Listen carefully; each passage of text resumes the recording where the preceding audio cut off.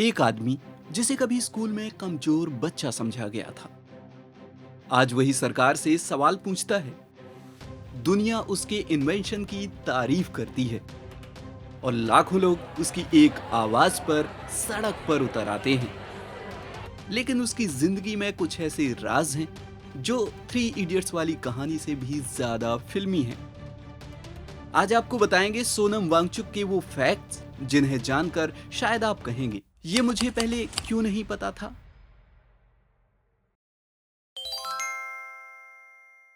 सोनम वांगचुक 9 साल तक स्कूल ही नहीं गए। ये सुनकर शायद यकीन न हो, लेकिन सोनम वांगचुक ने 9 साल की उम्र तक किसी स्कूल में कदम नहीं रखा। कारण था उनके गांव अलची में स्कूल ही नहीं था। इसलिए उनकी पहली टीचर उनकी माँ थी। उन्होंने उन्हें अपनी मातृभाषा में पढ़ाया। बाद में जब उन्हें श्रीनगर के स्कूल भेजा गया तो वहां भी भाषा उन्हें समझ नहीं आती थी। टीचर सवाल पूछते थे, वो चुप रहते और लोगों ने मान लिया कि ये बच्चा कमजोर है। लेकिन वही बच्चा आगे चलकर शिक्षा व्यवस्था बदलने निकल पड़ा। सोनम एक बार घर से भाग गए थे, ये शायद बहुत कम लोग जानते हैं। स्कूल में लगातार मुश्किलें आने के बाद करीब 11 साल की उम्र में सोनम अकेले ही दिल्ली पहुंच गए। उन्होंने खुद जाकर स्कूल के प्रिंसिपल से बात की और अपनी परेशानी बताई। सोचिए, इतनी छोटी उम्र और इतना बड़ा फैसला। यहीं से उनकी पर्सनैलिटी में एक चीज साफ दिखने लगी। अगर सिस्टम गलत लगे तो शिकायत मत करो, उसे बदलने की कोशिश करो।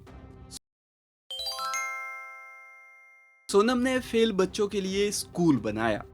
इंजीनियरिंग पूरी करने के बाद उन्होंने बड़ी नौकरी नहीं चुनी। 1988 में उन्होंने दोस्तों के साथ मिलकर बनाया SECMOL।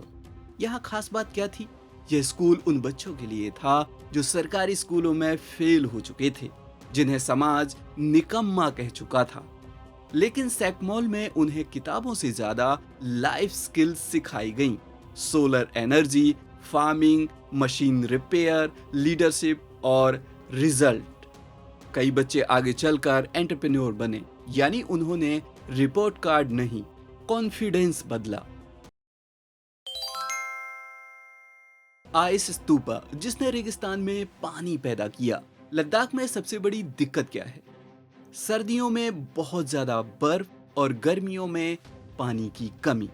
तब सोनम वांगचुक ने बनाया आइस स्तूपा, एक ऐसा कॉन शेप्ड आर्टिफिशियल ग्लेशियर जो सर्दियों का पानी जमा करता है और गर्मियों में धीरे धीरे पिघलकर खेतों तक पानी पहुंचता है। दुनिया ने इसे क्लाइमेट इनोवेशन कहा। आज कई देशों में इस मॉडल पर काम हो रहा है। सोनम वांगचुक ने इंडियन आर्मी के लिए बनाया सोलर टेंट। 2021 में उन्होंने एक और कमाल किया। उन्होंने इंडियन आर्मी के लिए सोलर हीटेड टेंट बनाया, जहां माइनस तापमान में भी बिना ज्यादा फ्यूल जलाए टेंट गर्म रह सकता है। उन्होंने कहा, अगर टेक्नोलॉजी लोगों की जिंदगी आसान नहीं बना रही तो उसका फायदा क्या?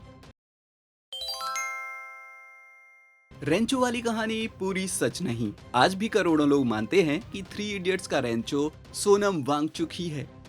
सालों तक यही बात कही जाती रही, लेकिन हाल ही में आमिर खान ने कहा कि उनका किरदार सोनम वांगचुक पर आधारित नहीं था।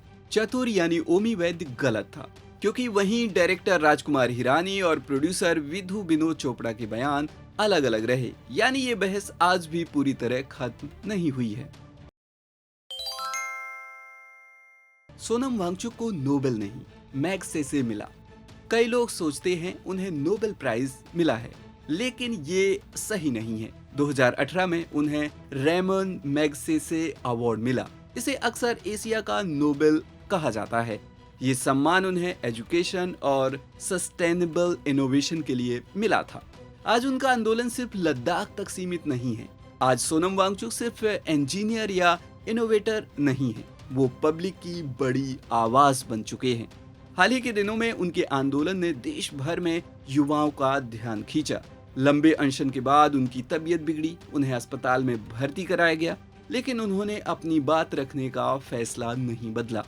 उनकी मांगों और आंदोलन को लेकर सरकार के साथ बातचीत भी जारी है। यानी अब उनकी पहचान सिर्फ आइस स्तूपा वाले साइंटिस्ट की नहीं, बल्कि एक ऐसे व्यक्ति की है जो अपने मुद्दों पर डटकर खड़ा रहता है। सोनम वांगचुक की कहानी हमें एक बात जरूर सिखाती है, कभी कभी सबसे बड़ा रेवोल्यूशन शोर नहीं, सॉल्यूशन से शुरू होता है।